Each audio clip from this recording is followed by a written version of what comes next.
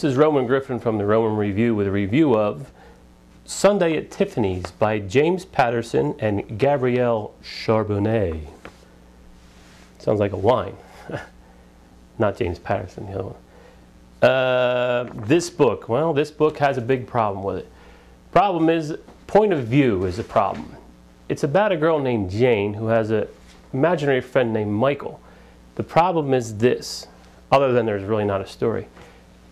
The problem is Jane's part of the book is written, or parts of the book, is written in the first person, the first person point of view.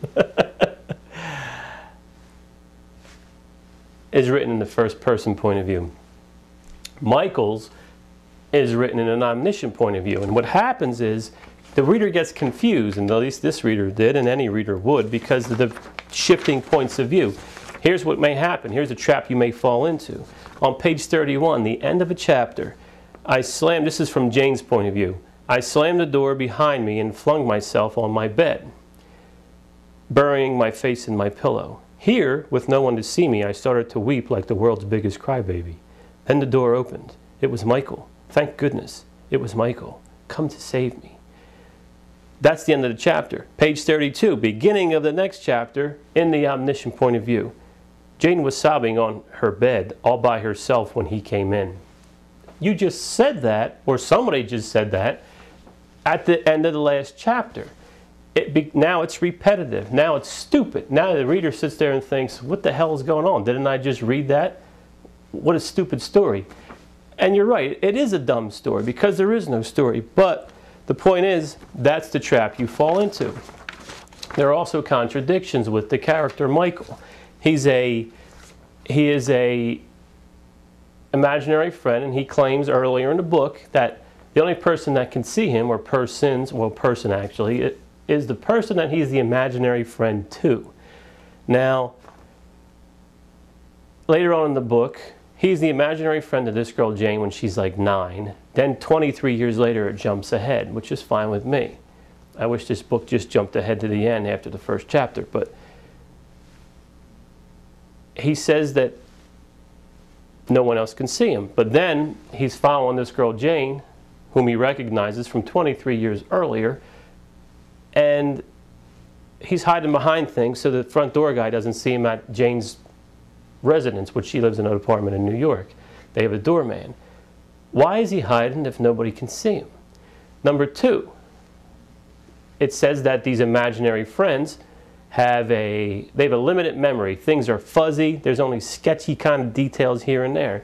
But then it goes on to say how Michael, he recalls every little detail about Jane, where she lived, what her mother was like, etc., etc. It contradicts what the hell was going on to begin with. He's an imaginary friend, but he remembers all this stuff.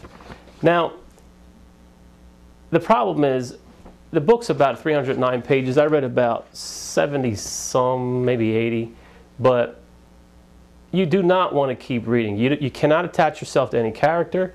You don't really give a shit about anything, and there is no story really. It's about the girl and her imaginary friend. I mean, it's a woman, a girl, Jane, imaginary friend. Her mother's a bitch. This is like 80% of the female population in the United States, and she grows up. Well, maybe not 80% of the population, maybe 40. Yeah, that was a sexist remark. Anyway, but that's about the size of it, folks. I mean, you're not looking at a work of art here. What you're looking at is just maybe the concept was good, but with the shifting points of view, I don't agree with it. With the contradictions, I don't agree with it. With the lack of interest, I certainly don't agree with it. So, I mean, I understand James Patterson might be your hero, but not in this case. The most intriguing part about the book is the back cover. It looks like James Patterson is very contemplative about something. And I sat there and I mused to myself. I said, well, he may be thinking, did I just take a sleeping pill, a laxative, or Viagra? Look at this picture. Now, if, James, you wake up from a sound sleep because you shit your pants and you have a hard-on, chances are you took all three. However, you might be asking yourself, why the hell did I let a cashier from the McDonald's in Paris write a book with me? Now that's a valid question. I don't know why you did either, James, but I can tell you this. You should not be proud of this work. She should not be proud of it. What you should do is apologize to your so-called fans, because you know for a fact if you put your name on something, and so does your publisher, it's going to sell. So what you did was you pimped yourself out to make a few dollars on this bullshit book. That's the bottom line. I'm not sorry to say it, I'm happy to say it, because I hope somebody out there listens and decides not to buy this book. Thank you for listening to me.